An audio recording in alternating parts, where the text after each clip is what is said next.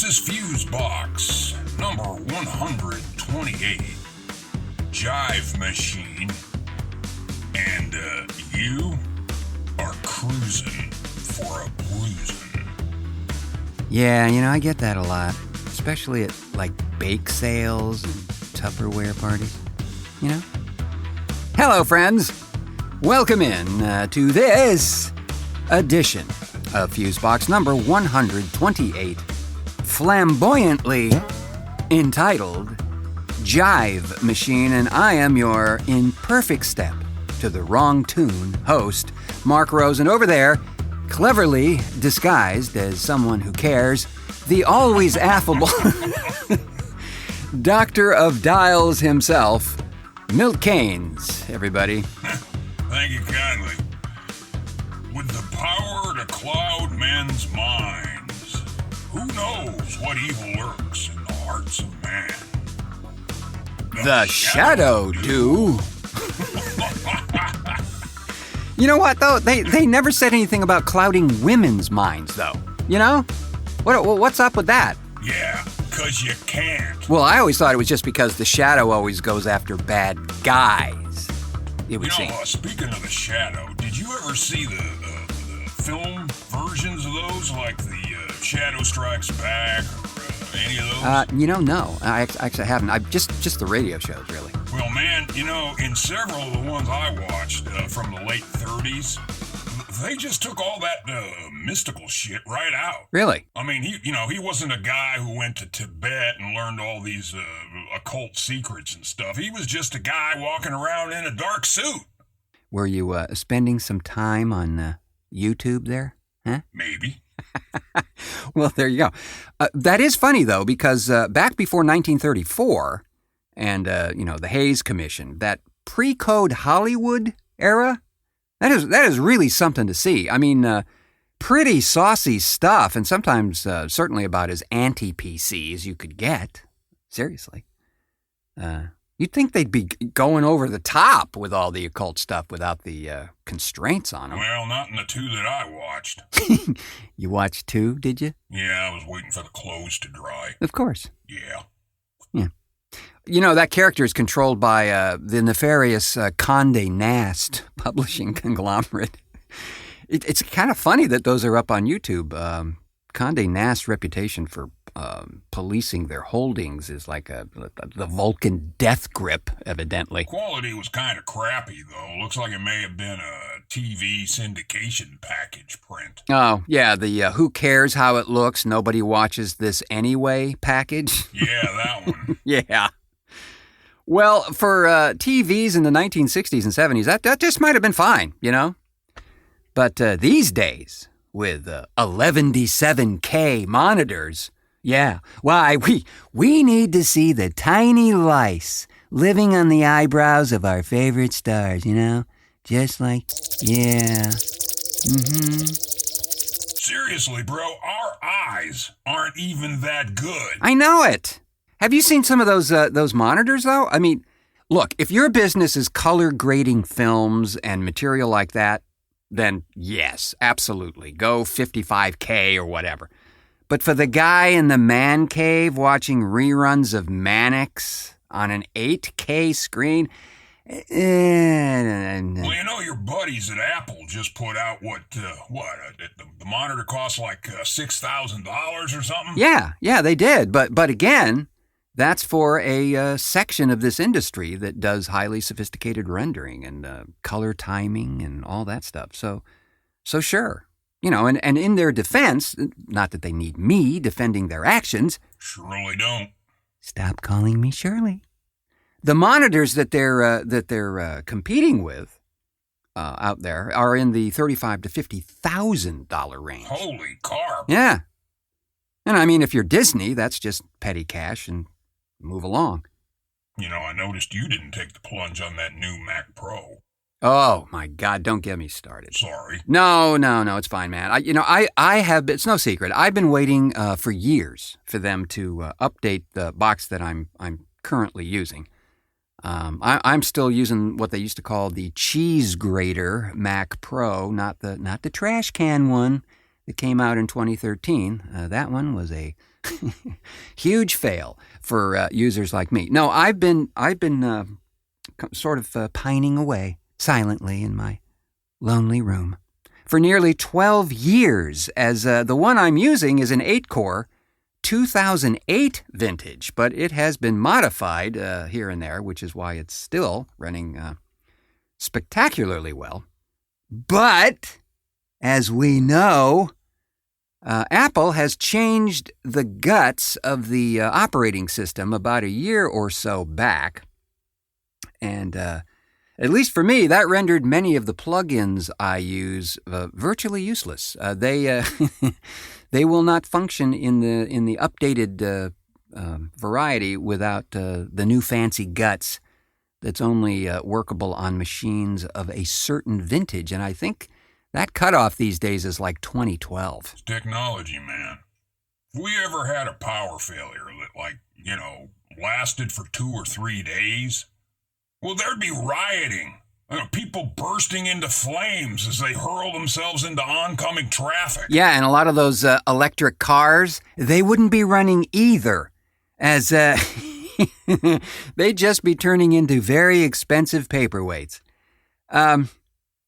Well, I'll say this. Personally, I've experienced that very thing you just described. It didn't even take 2 days. Try like 5 hours. And then you start wondering how life could possibly have existed without all of our wired contraptions. See, I couldn't care less. For me, it would be an excuse to avoid basically all contact with anything. I'd be perfectly content, bro. And just savor the intermittent static in your head?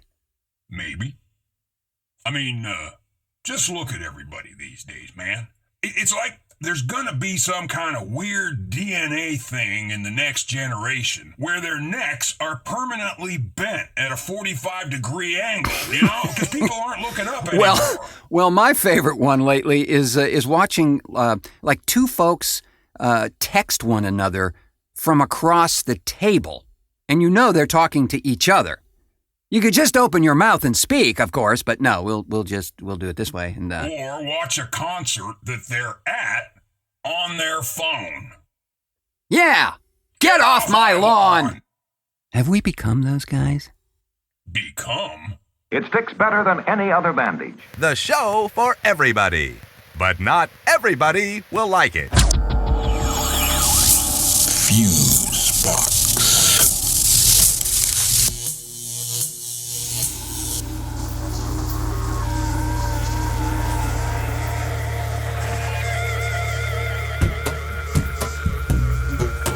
I'm plugged in, wigged out, logged on, to the wall, brain wired, through windows of inner cyberspace, telemarketed on airwaves of high-tech no resolution, toastered in a microwaved oven, ears popped corn-wise, my electric eyes spinning sockets, juiced like a jingled julep, sucked through the jargon of video laser loser lips, played for a lackey by big no-name hucksters who think I have no will of my own. But if I pull the plug now, will self and soul reboot or just be deleted? From PR News in Washington, I'm exhausted, frustrated, and anxious to get PR's reports first. It's been 7 days. Researchers say that I'm getting worse, since long before South Carolina spun off from Virginia earlier today. Researchers say in English, long-term percent 4.65 up to 4.11%. A new study suggests that this PR News is getting worse. Quote, PR News, there's something pretty insidious going on. Oh, a little squeak in there from the man of mystery himself, Fernande Nende Lemur, and PR News. And right before that piece, something called Technoman, which came from an audiobook by Lawrence Overmeyer called The One Idea That Saves the World. And that's a wonderful book, friends. Actually, a link to it will be in the show notes as well. You can check that out. It features many familiar Fusebox voices in there reading bits like that one on a whole range of things pertaining to the one idea, and kind of speaks directly there to our technological jive these days. And speaking of jive machines made flesh, there's this. The bulb that we're being forced to use, number one, to me, most importantly, the light's no good. I always look orange. Hate to say it, man, but it ain't the bulb. You know, and I gotta say, just to give the guy as much benefit of doubt as I've got left for him, I conducted a very informal test around here just to see if the orange guy was correct regarding LED bulbs and any curious hue it might be creating in the subjects. And yeah, it's not happening. Well, I can't find it. Even an orange looked, well, the same. Wasn't more orange or pink or black or anything. So no color alteration of any kind was found here. Not a zip. Yeah, he always looks like he spent way too long in one of those cheap tanning booths.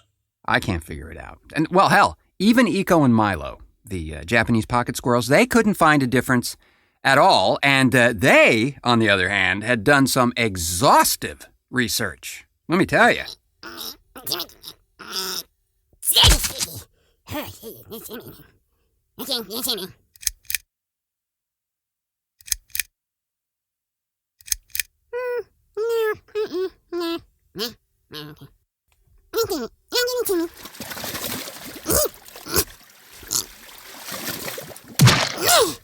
Squid!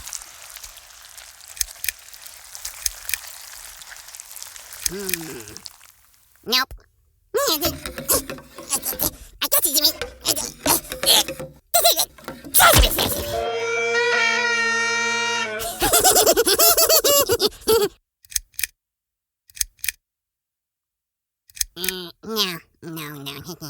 Yeah, nothing. LED bulbs do not make us, or anything else, look orange. Or any other color in the known spectrum, for that matter. Hey, wait a minute. Maybe it's because he's secretly a giant mantis alien, and that's how you can tell if somebody is inhabited by one. Well, they turn orange when you put an LED bulb on them.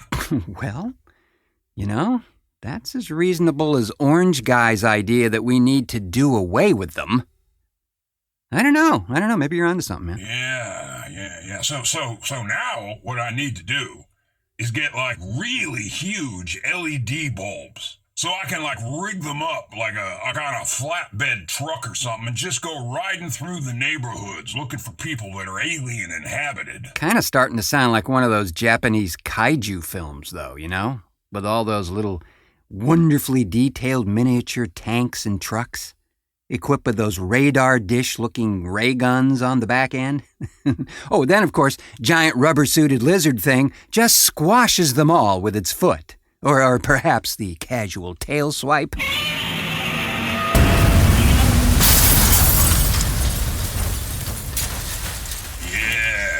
I like it.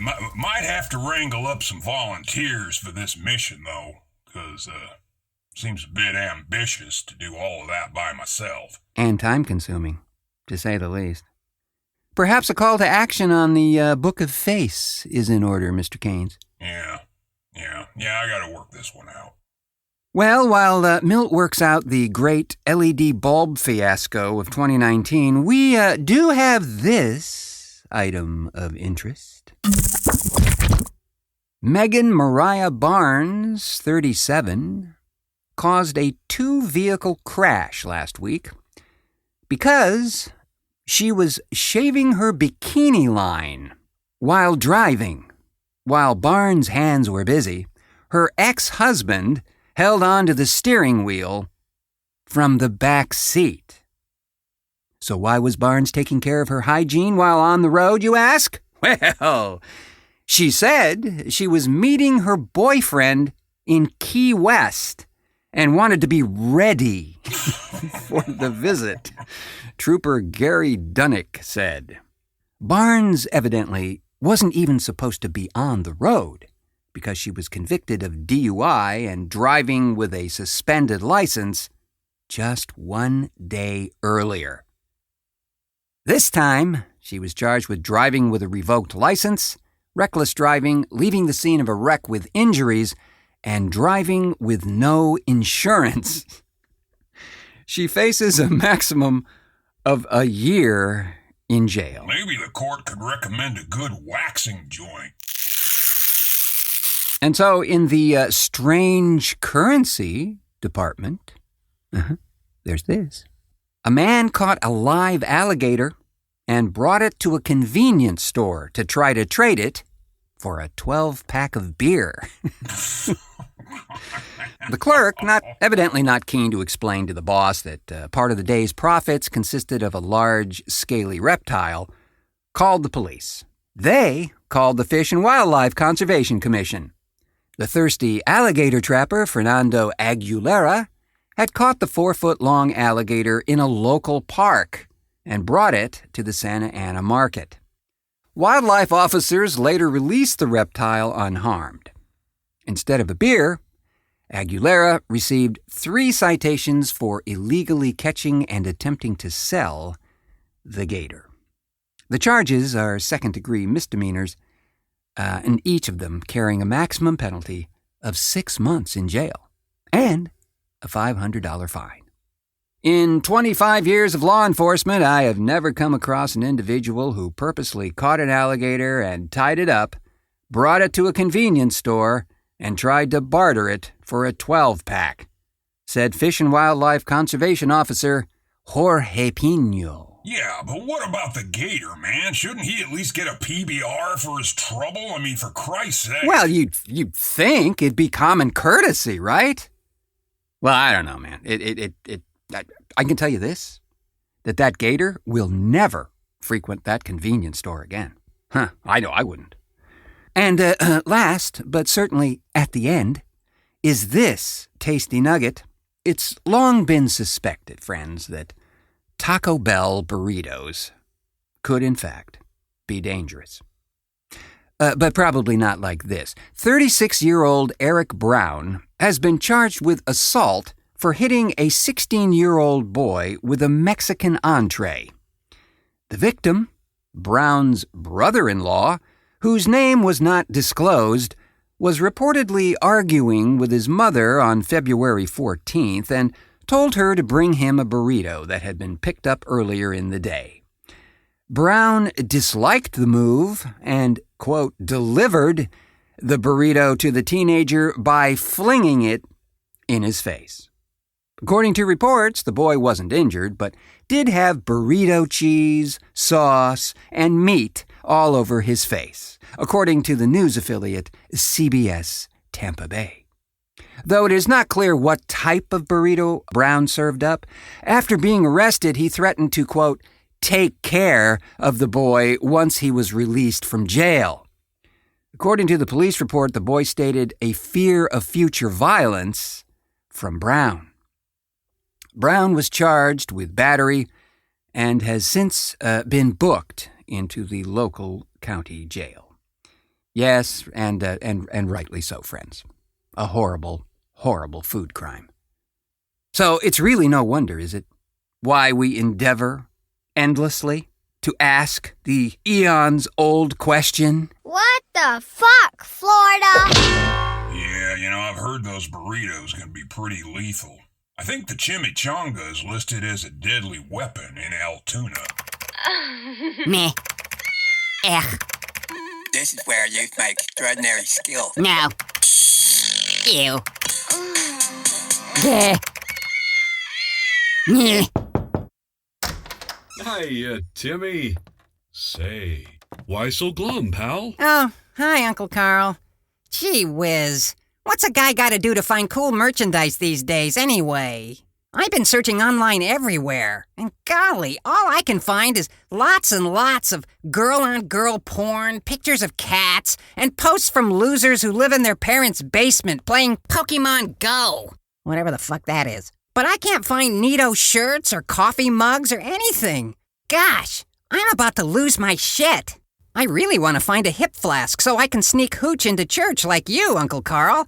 But I just can't find any. What the fuck am I gonna do? Well, Timmy, that sure is a dilly of a dilemma. But here, let me show you where to look. Gosh, look at all that swell merchandise. Wow. Thanks, Uncle Carl. Fusebox is the shit. It sure is, Timmy. It sure is. Thanks to Fusebox, Timmy can get himself a genuine Fusebox hip flask, so he can get shit-faced in church just like Uncle Carl, who isn't really Timmy's uncle, but is just a nice man who lives in his van down by the river. Find Fusebox hip flasks and other swell merchandise at thefuseboxshow.com. That's thefuseboxshow.com. Uncle Carl, I don't have a credit card. Now what'll I do? Why, that's easy, Timmy.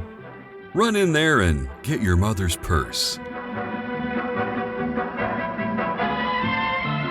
Yes, friends, and let me say, if you have not visited the now nearly infamous Fusebox store, we invite you to do so, as it has been wonderfully and, may I say, elegantly spiffed up and makes finding items of interest very easy to find now. Seriously.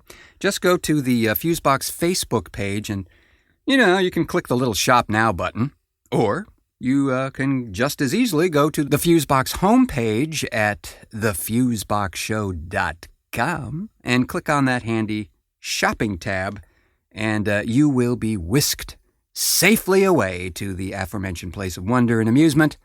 And we do so much appreciate your patronage. And your money, too. Yes, but also, you may have noticed that we have currently running a Name Milt's Drink contest, friends.